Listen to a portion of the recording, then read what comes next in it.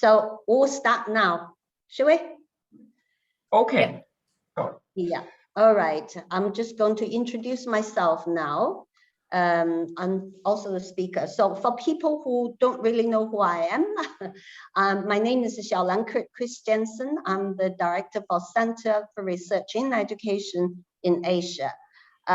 We run this series, a seminar series for each semester, and this is our second time running this series. And today we are very honored to have Dr. Viniti Vaish to give us a talk on linguistic distance and translanguaging. Viniti is a very close friend and old colleague. We used to work together in Singapore. I mean, I left Singapore, she's still there. Viniti is a very productive academic, and she received her PhD in educational linguistics from UNIPAM, University of Pennsylvania, and she worked with Nancy Homburger. So her research interests are in the broad area of bilingualism and biliteracy, including cross-linguistic transfer in bilinguals, enhancing bilingualism and measurement of expressive language in bilinguals through qualitative and quantitative means. More specifically, Viniti has been working on how translanguaging in the classroom, home, and society can be measured, analyzed, and manipulated to achieve optimal biliteracy and bilingualism. Viniti speaks Hindi, English, and Urdu. She reads and writes in English and Hindi. Her publications have appeared in World English, International Journal for Bilingual Education and Bilingualism, Language and Education, Cambridge Journal for Education, and so on and so forth. As I said, she's very, very productive, and her most latest book, published by Springer, is entitled Translanguaging in Multilingual English Classrooms, Asian Perspectives and Contexts. She is also recipient of several Ministry of Education supported or funded projects, including Singapore Kindergarten Impact Project, Leisure Reading in 2 Languages, and biliterate shared book interventions and growth in bilingual and biliteracy proficiency. Okay, without further ado, the floor is yours, Viniti. Thank you so much, Xiaolan. It's a great honor and pleasure to be part of your research center and to give this talk. Thank you so much for that generous introduction. Okay, so I'm Viniti, and I will be sharing with you this paper that I just recently published and in the Asia Pacific Journal of Education, and the paper is titled Linguistic Distance and Translanguaging, Teaching Malay-English Bilingual Learners. The purpose of this paper is to apply the theories of linguistic distance and translanguaging, and these are theories that I have been studying for a number of years, to analyze the pedagogy of teaching vocabulary and grammar in English to Malay-English bilinguals who are struggling to read in English. The paper explores how the teacher tries to create cross-linguistic transfer and how the students display metalinguistic awareness while responding to the teacher's translanguaging stance, design, and shifts. The transcripts that I am analyzing in this paper are from 2 classes of approximately half an hour each, in which the text being taught was The Big Hungry Bear, and the students are all Malay-English bilinguals, and most of them are Malay dominant. So that's the purpose of the paper. Let me give you some context on the background of this study. So the study is situated in Singapore, which is a first world country in Southeast Asia. And Singapore has performed consistently well in international reading tests, like the PEARLS test, which is the Progress in Reading Literacy study. So for instance, in 2016, Singapore ranked 2nd amongst 53 education systems regarding reading scores of fourth graders, and these are reading scores in English. So reading comprehension in English is a very high stakes aspect of the Singapore education system. It's a highly multilingual country with 4 official languages: English, Chinese, Malay, and Tamil. These are called mother tongues. The children in Singapore come from hyper diverse language backgrounds. What that means is that in our classrooms, we have many types of bilinguals. For instance, we have simultaneous bilinguals, sequential bilinguals, bilinguals who are mother tongue dominant, bilinguals who are English dominant, bilinguals who may be mother tongue dominant but not so proficient in the mother tongue. So that's why I like to use the word hyperdiverse to refer to the linguistic landscape of Singapore, specifically with regard to the classroom. So despite these stellar reading scores in international tests like the Pearls, there are many children in Singapore who struggle to read in English. And to support these children in the early 1990s, the Ministry of Education started an intervention program called the Learning Support Program. The purpose of the program is to support children who are not reading ready.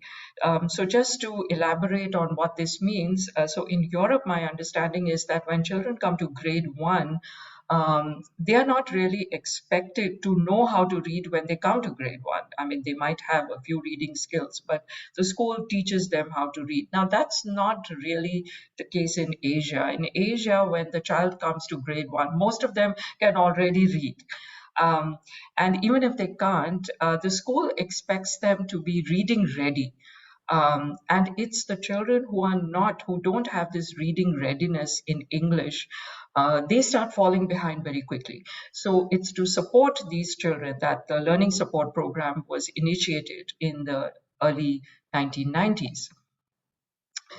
Let me move on to the keywords and the basic theoretical foundation on which this paper is based.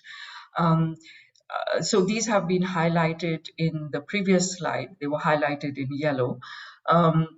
So the first 2 keywords I'd like to focus on are linguistic distance and the Malay language. Let me start with the second point first, which is the Malay language. Malay is one of the big 5 languages. It's widely spoken in Southeast Asia. It is the main official language of Indonesia, Malaysia, Brunei. These are countries in Southeast Asia. It's also one of the official languages of Singapore, and it's also the national language of Singapore. In fact, the national anthem of Singapore is in Malay. If you look at the number of speakers, it's a very big language. There are about 680 million people who live in Southeast Asia. Of these, 270 million live in Indonesia, and all of them speak Malay or a form of Malay. And the types of Malay that are spoken in Malaysia, Indonesia, Brunei, and Singapore are to a large extent mutually intelligible. So it's one of the big 5 languages. Now, it's an alphabetic language with a transparent grapheme to phoneme correspondence. What that means is the word is pronounced quite close to the way it's written.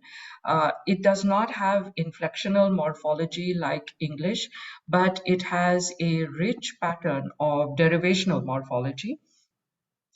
And except for a few affixes, most of the affixes in Malay don't show phonemic or orthographic transformation when they are attached to the stem. So in that sense, it tends to be the affixation pattern in Malay tends to be quite different from that of English. Now, given these linguistic attributes of the 2 languages, Jang, Koda, and Sun consider Malay and English typologically close. What that means is they come to the conclusion that the linguistic distance between Malay and English is not that much. These languages are quite similar, given their morphological patterns. Of course, there are some differences. Malay is an agglutinative language, and it's transparent in the way morphemes appear around the stems as prefixes, suffixes, or circumfixes. So English does not have these types of circumfixes, and Malay also has a certain pattern of infixes, which English doesn't have.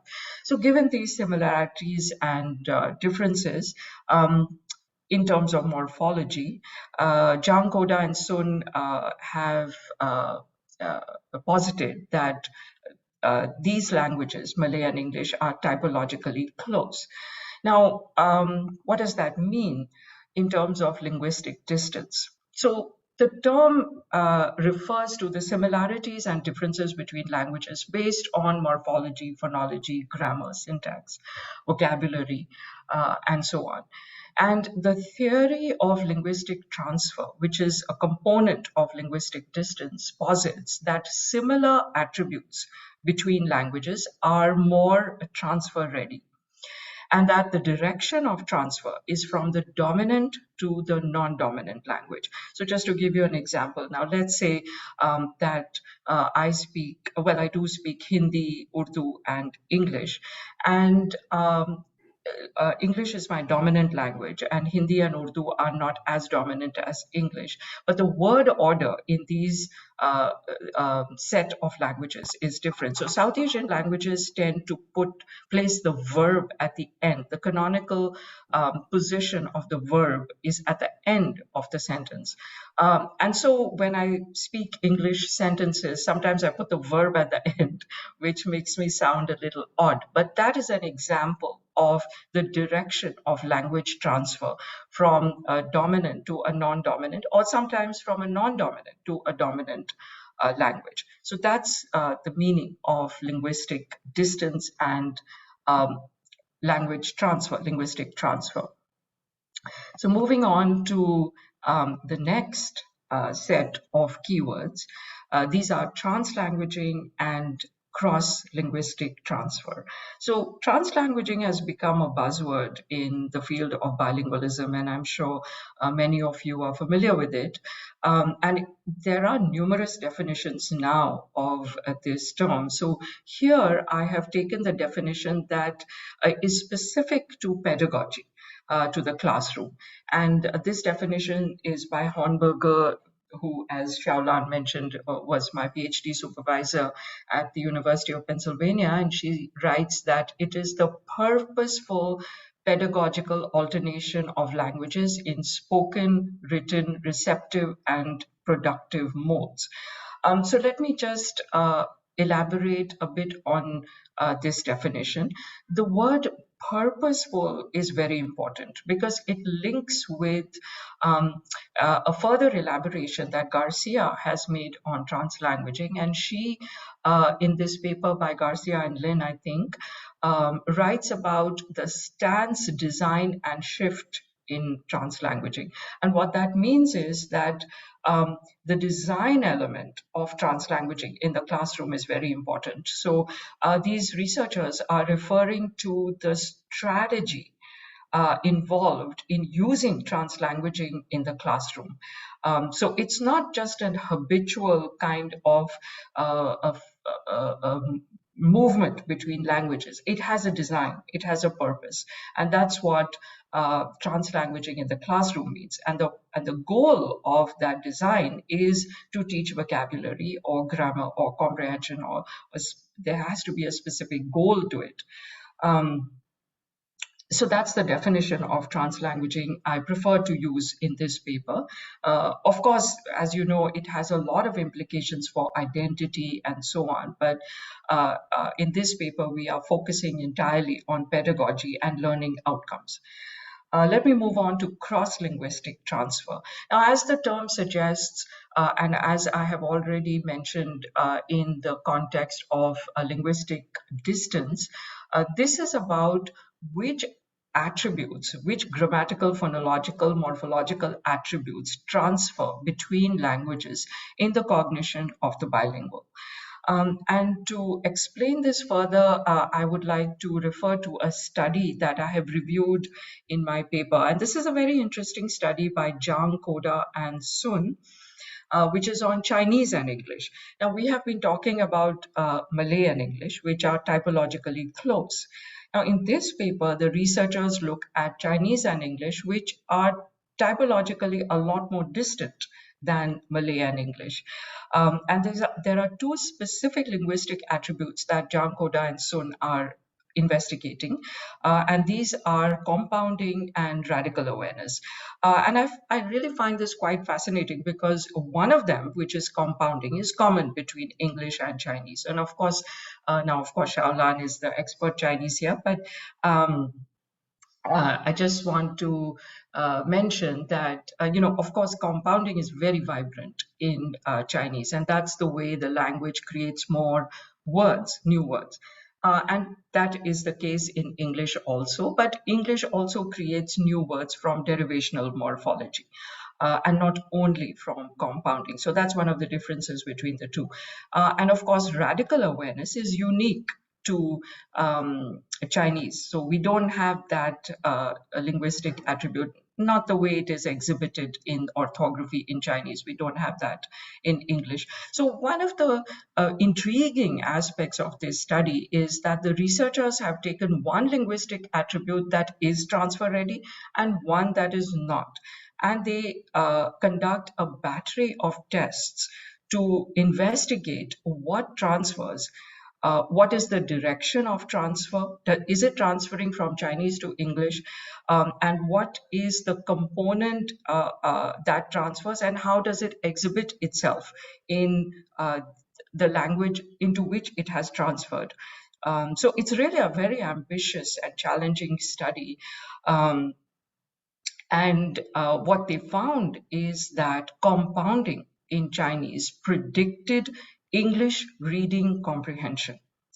And they hypothesize that compounding, because it is a common attribute of these two languages, it is transfer ready, and it does indeed transfer from Chinese to English. And that is why it is able to predict a score on compounding in Chinese is statistically correlated with English reading comprehension scores. And intuitively, they did not find this for radical awareness.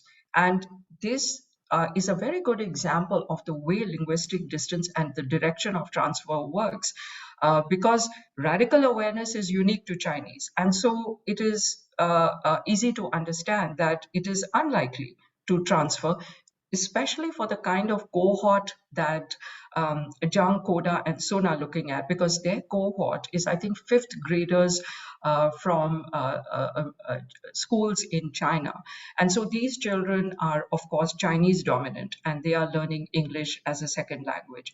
And so they, I think, fairly successfully prove that this linguistic attribute transfers. The direction is from Chinese to English, and it is transferring from the dominant to the non-dominant language. So I think this study is a good example of an application of all these theories coming together.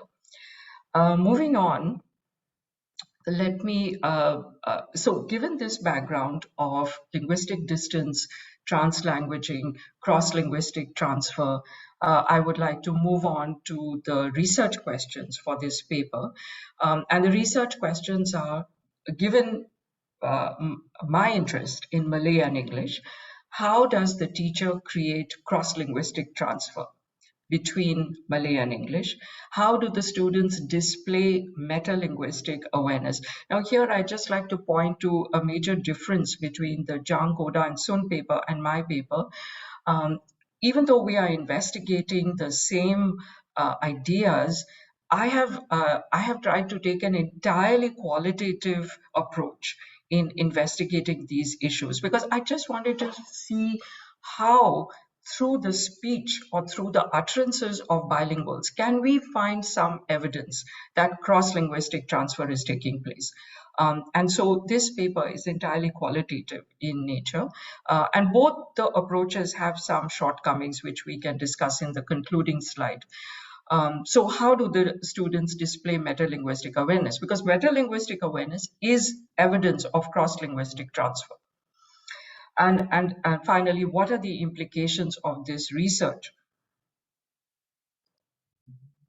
for the concepts of translanguaging pedagogy and linguistic distance? So the methods that I have used in this are based on classroom observations. So in early 2013, primary schools W, F, and C in Singapore expressed interest in participating in my research project. And we decided to proceed with this research study as a proof of concept. And that is because I was reluctant to do a formal intervention using translanguaging in the learning support program, because the stance, and here we come back to the design, stance, and shift regarding translanguaging, that these are the terms used by Garcia. So the stance of the teachers and the entire education system in Singapore is actually not conducive to using translanguaging in the classroom. So in the learning support program, even though all the students are bilingual, many of them come from mother tongue dominant homes. The target language, of course, is English, because they are being supported in reading skills in English, but typically the teachers never use the mother tongue. And they are not given any teacher training or any strategies as to how translanguaging can be used as a resource in the classroom. And when we talked to these teachers, they actually told me that, Dr. Vaish, sometimes when I come to a choke point, I use Google Translate and I just translate into Chinese or Malay, and I use that in the classroom. So, I do feel that the teachers are using translanguaging on a very ad hoc basis. But we are not really supporting them in providing them resources, providing them strategies, and giving them training as to how this resource can be strategically used as a design in the classroom to promote language learning. So that was the proof of concept that we tried in the learning support program. The table on this slide gives details of the classroom observations. So in total, we had 14 hours of observations from 3 schools with 3 teachers. We collected 16 lessons in which translanguaging was taking place, and we coded these and we separated all the transcripts into exchanges where translanguaging was being used to teach vocabulary, grammar, and comprehension. So the coding resulted in 20 exchanges in which the teachers strategically used translanguaging. We also had we also had 4 exchanges in which, though translanguaging was used, the goal of the translanguaging was not very clear to either us or the teacher, because we discussed these transcripts with the teachers also. So that was the result of the coding. Let me now move on to a transcript that I have analyzed in my paper. So there are 3 large transcripts that are analyzed. Here I have just taken a small section of one of the transcripts. And these are the findings of the paper. And this is an example of a strong form of translanguaging. So I did not mention in the previous slides that Garcia and Lin also refer to strong and weak forms of translanguaging. Now, these terms are a little, I believe, a little difficult to apply when you have hours and hours and mountains of data from the classroom, because my research projects result in mountains of data from the classroom. And if I had to separate the translanguaging exchanges between strong and weak forms, the inter-rater reliability of that is very low. So that's one of the challenges that I'm experiencing as a researcher. But in this transcript, our inter-rater reliability was quite high, and that's why I'm showing it to you. So this is an example of a strong form of translanguaging in which the teacher is using Malay to teach past tense in English. So just to elaborate, Malay does not mark past tense morphemically the way English does, and typically the tense of the utterance is understood from the context. And thus, the tense marking could be considered somewhat redundant in Malay because the context already explains when the action was taking place. So in so as you can see, in these utterances, there are 4 utterances here in which both Malay and English are being used. So in utterance number 17, the teacher says, and I'm going to read the translation now, are correct. Who heard what S5 said? So S5 is student number 5. So that's a pseudonym for the student. What did he say? S5, say it again. And in utterance 18, the student S5 produces a translanguaged utterance and he says, Semalam kita letak ed. And translated literally, it means yesterday we put ed. And what the student means is that when the action has taken place yesterday or in the past, we need to attach this affix, this suffix ed, which is the past tense morpheme in English. So you can see that the entire utterance, Semalam kita letak ed, which is a translanguaged utterance, is evidence of emerging metalinguistic awareness, because this is the first time in this classroom that both Malay and English have been used to teach past tense. And the teacher in utterance number 19, she goes on to say, for English, right? So this phrase, which starts the utterance, is indication of the teacher trying to create cross-linguistic transfer. So what she's trying to say, in English, there is this morpheme, ed, which we have to attach to a word. And of course, the implication is that in Malay, we don't have to do that. And this is one of the differences in terms of linguistic attributes between Malay and English. So you can see that in this transcript, there is an indication that using the ideas of linguistic distance, the design of the teacher and the stance of the teacher is to valorize and use the child's mother tongue as a resource to teach past tense in English.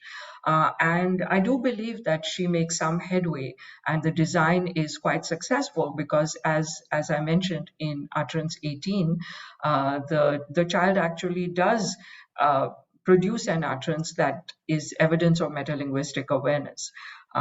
So in that sense, this design is quite successful.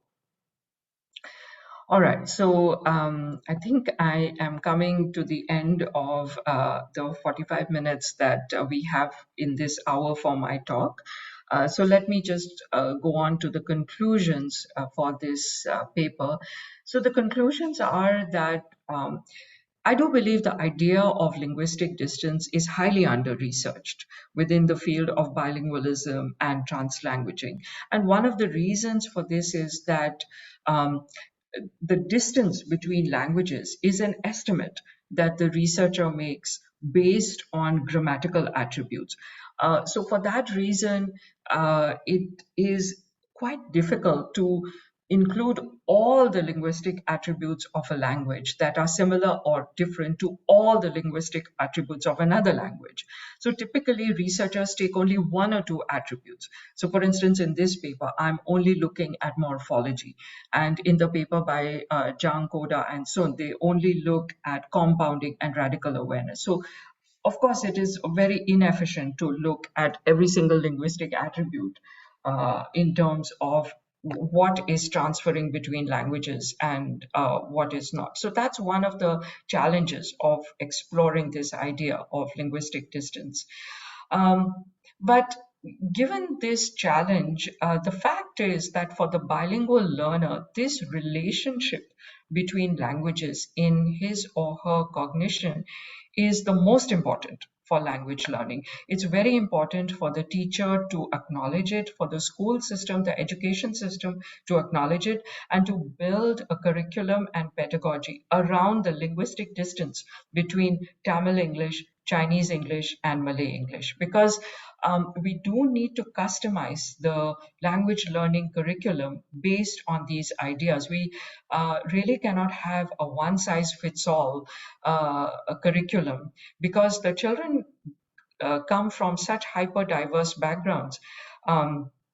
So we cannot, I mean, just to give you a simple example, Chinese and English have different orthographies. Malay and English use the same orthography.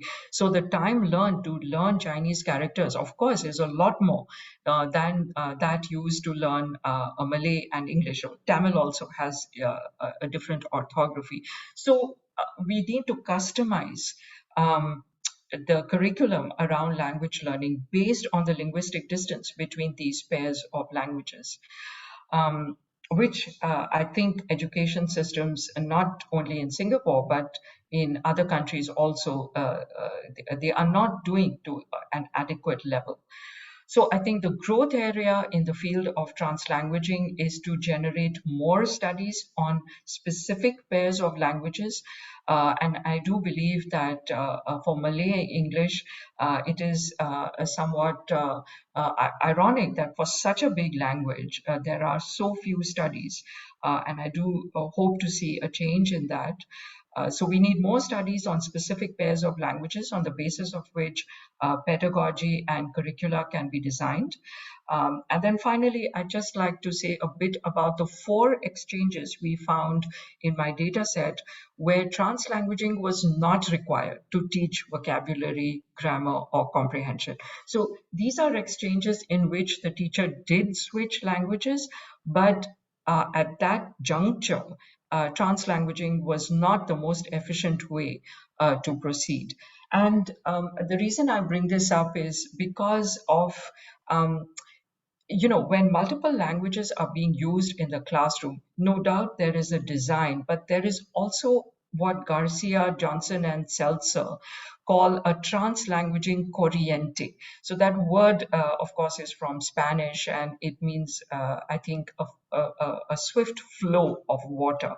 And the flexibility and the speed with which the teacher and the students mix languages in the classroom is very hard to control once you let loose these languages in the classroom. So the flow of interaction is hard to control, and no doubt because it's the authentic use of multiple languages. And so I have no doubt that the teacher, she's able to design a lot of her switches. She's able to design a lot of the flexibility with which she moves between languages. But there could be some junctures where she switches between languages and then realizes, oh, I didn't need to do this. I didn't need to switch between languages at this juncture to teach vocabulary. And I think that's quite normal in translanguaging classrooms. So I just wanted to point that out, because the design, as much as however prescriptive we might be, is something that we really cannot control once multiple languages are being used in the classroom. So that's my conclusion. I'm just going to stop this share now so that I can see all your icons. And if you have any questions about this paper or any other questions about the theory or the method that I have used, or any other comments that you would like to make, please go ahead. I think we have exactly 15 minutes. So Xiaolan, I'm quite happy that I stopped at the right time. Thank you very much. Thank you, Viniti. It's a wonderful talk. although we don't really see the entire picture of your publication and the data, but we have a gist of the linguistic complexity in Singapore. And it's really informative for us to understand how translanguaging is taking place in classroom, which is wonderful, because we're all, as you said, translanguaging is a fashionable term that everyone is doing research on this topic. But still, how should we go into a classroom to measure the complexity and the strategies that teachers use for translanguaging? So this is wonderful. And the floor is everyone else. If you have a question, please do ask. You can put in the chat room, or you can just ask Viniti directly.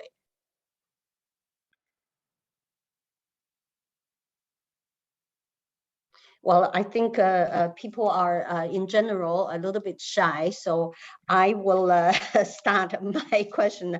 I do find it very interesting. And I have a couple of questions that I would like to ask, especially in terms of this linguistic distance. As you said, that linguistic distance is not so vast between Malay and English. And then if we think about Spanish, English, they were also quite similar, and Malay and English. And then you used Garcia's work in your last slides. You mentioned that they have also looked at Spanish, English, classroom, translanguage situation. So if you compare these two language sets, two language pairs, Malay and English and Spanish and English, do you find that teachers use similar strategies, or is it random? You said this strategy or movement is not planned, but on the other hand, could be planned. So if we compare these two pairs of language sets, so what are the similarities and differences did you see from?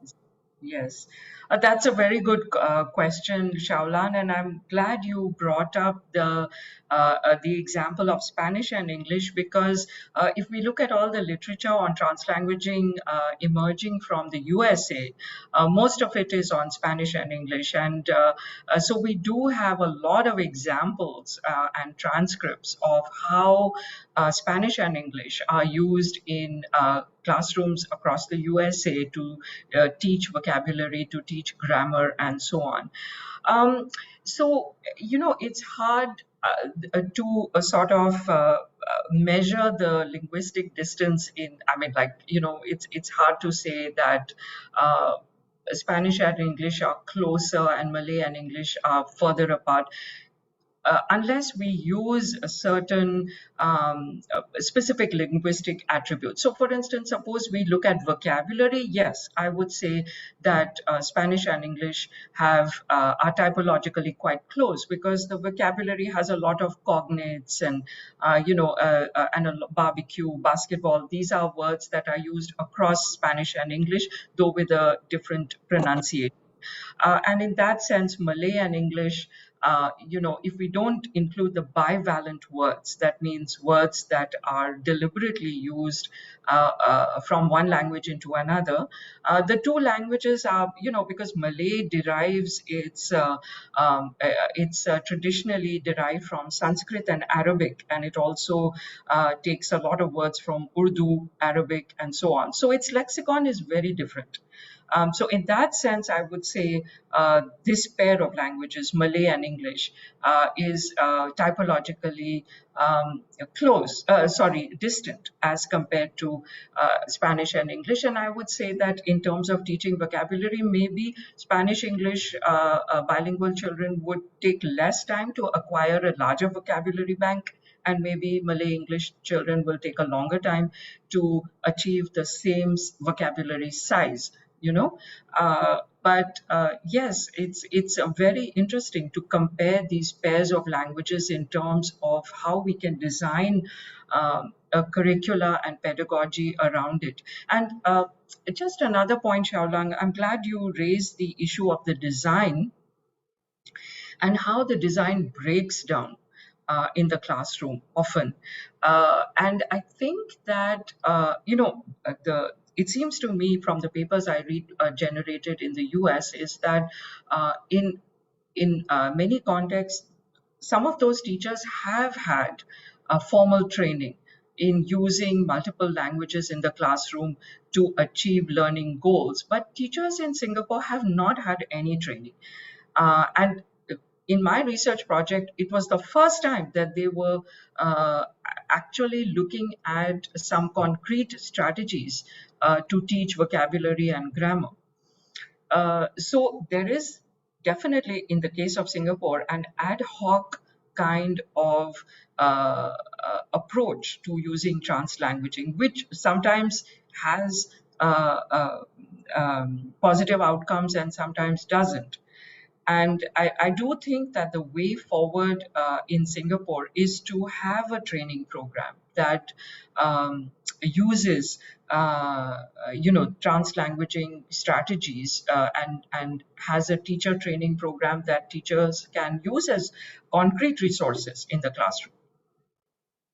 Thank you. That's very, very interesting. Yeah. So from the audience, any questions?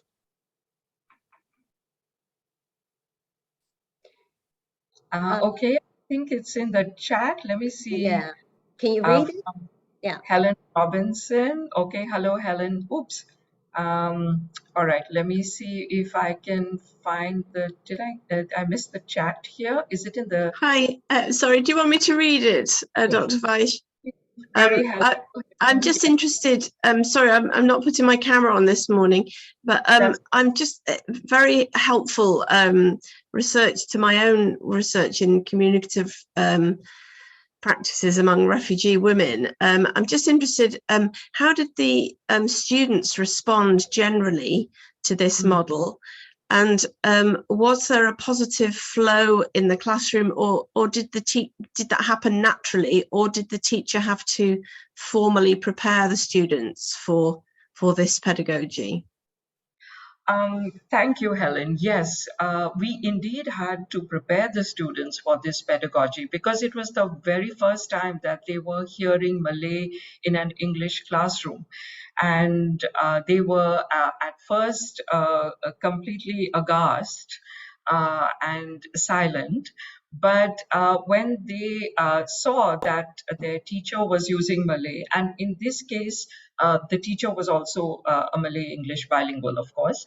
And once they got into the flow of it, we couldn't stop them from engaging with multiple languages. And they were also, I was surprised, on track in the sense that we did not, a lot of parents, for instance, feel that there's going to be chaos in the classroom if you use multiple languages. They also feel that if the target language is not used, my child will have less input.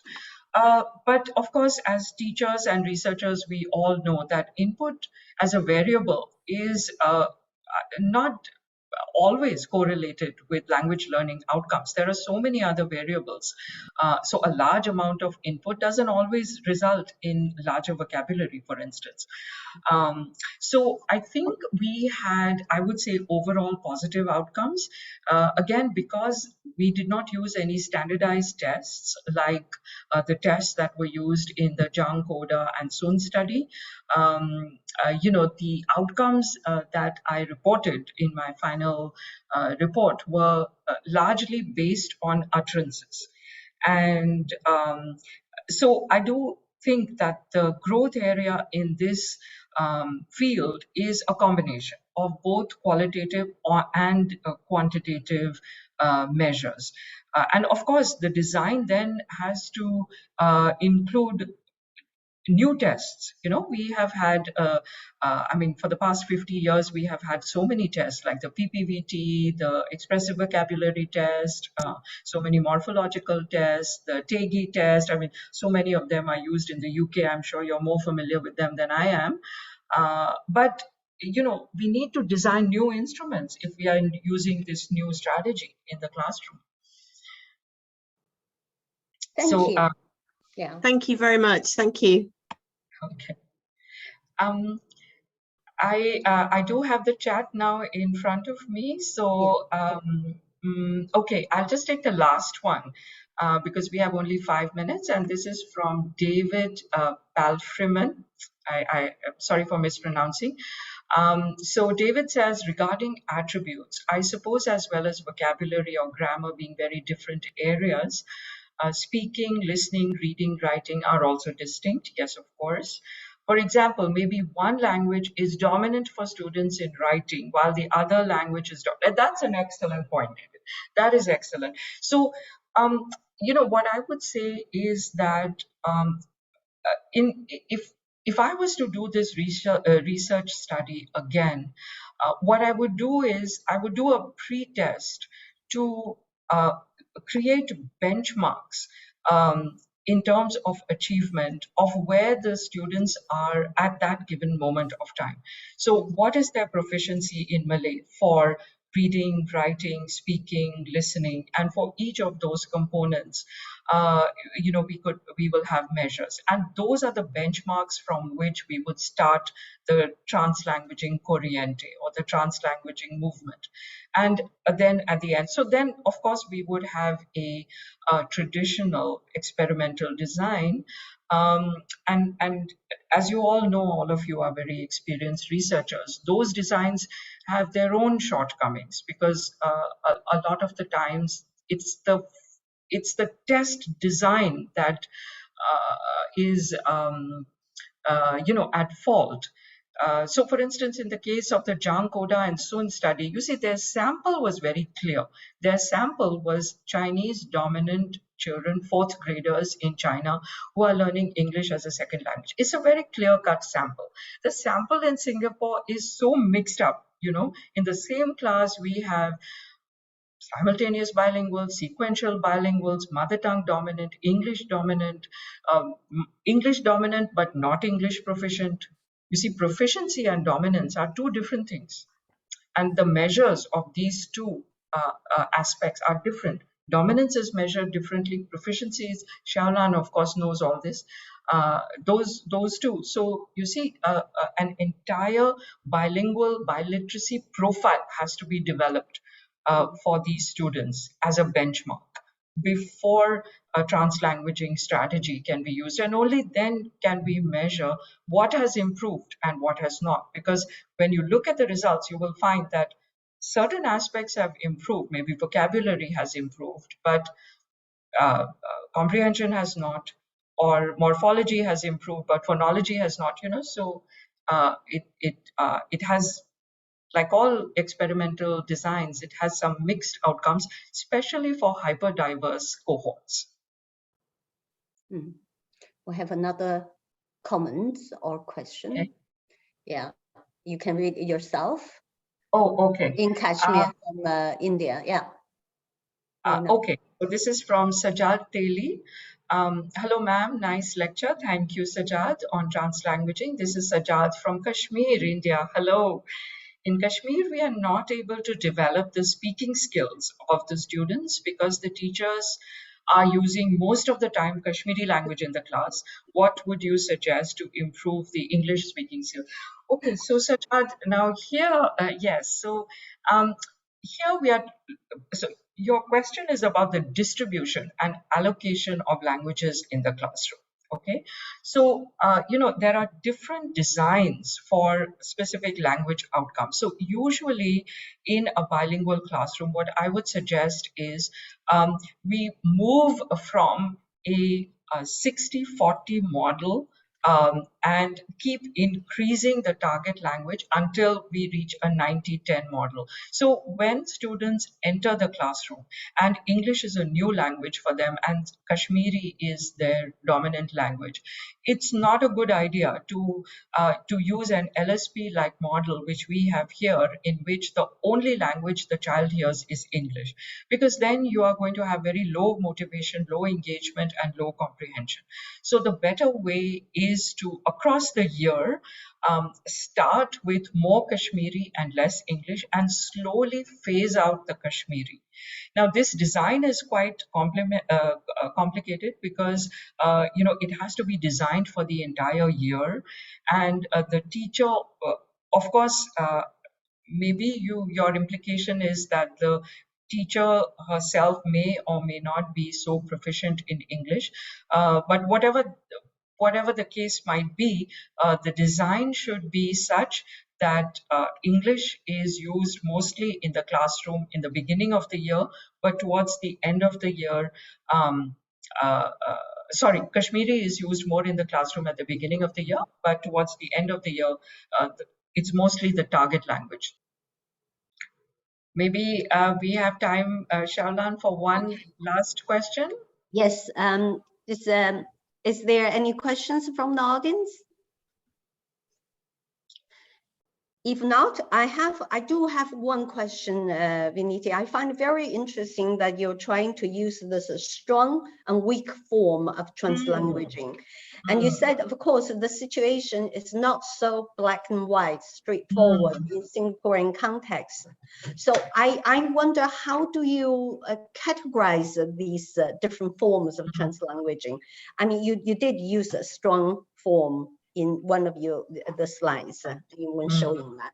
So if you don't want to say, the translanguaging teaching in classrooms, not black one straightforward and it's a bit messy, and what would you do? How would you analyze the type of translanguaging in classroom in terms of forms, if you like? Yes. Again, very good question, Shaolan, and a really, a very big challenge for the researcher who is coding, thousands and thousands of pages of transcripts and a large corpus like we do in my research projects. There is one precedent that we have in the case of Singapore, and I think this is a paper by Vijay Kumar, Strykraus, and Sun. And I have referenced this paper in my article in the Asia Pacific Journal of Education. So I did take a few ideas from there. Now, to preface my answer, Shaolan, the inter-rater reliability for strong and weak forms, we had a very low inter-rater reliability. I think we had 0.6 or something like that. So it's not like, the 0.8, 0.9 type of IRR that you can get for other types of coding. So, I think all researchers have to keep in mind that there is a lot of subjectivity in deciding what is a strong and what is a weak form. So that's the first thing. The second thing is, what is the evidence? Now, what I try to do in my data is to find an utterance which was evidence of metalinguistic awareness. So as you know, metalinguistic awareness can be measured through standardized tests also. But when students talk about certain differences between, in my case, Malay and English, we took those utterances to be evidence of metalinguistic awareness. And when we found those utterances, we decided that as an outcome variable, this is evidence that the translanguaging of the teacher has had this outcome. The outcome is that the child is able to see the difference or the similarity between the languages and is able to articulate it. So we take that to be a strong form. But in cases where we could not code an utterance, we actually considered it either a weak form or a form or an example where there is no evidence that it's working, you see. And that actually, Shaolan, I mean, we ended up discarding so much of our data because as you know, it's hard for 4 or 5-year-olds to you know, to talk about metalinguistic awareness and to talk about differences between languages. And again, I think that it requires practice, it requires a stance. And, you know, this is one, you know, you mentioned Spanish and English compared to Malay and English. And one of the differences I find is that in the US, they do have this stance, you know, the stance of the teacher to sort of celebrate the two languages in the classroom is quite common, especially for the Spanish-English bilinguals. I mean, my understanding is that pair of languages is the most represented, I think, in the US. I mean, the population of the US keeps changing, but at least when I was studying there, that was the main pair of languages they were studying.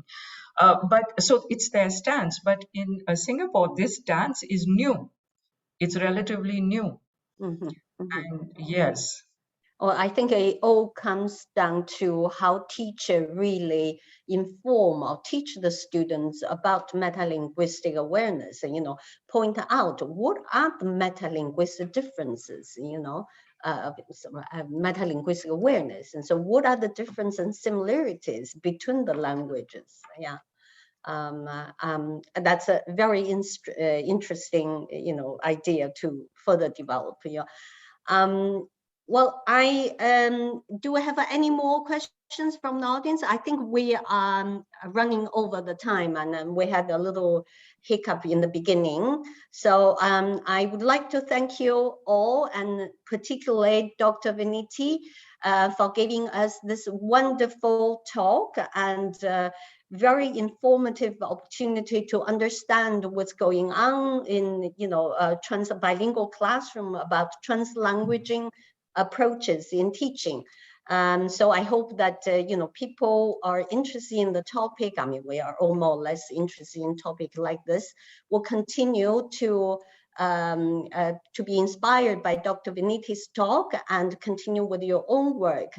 And if you have any further questions, please do contact Dr. Viniti directly or through us. And also remind everyone that in about a month, we'll have our last seminar talk for this semester.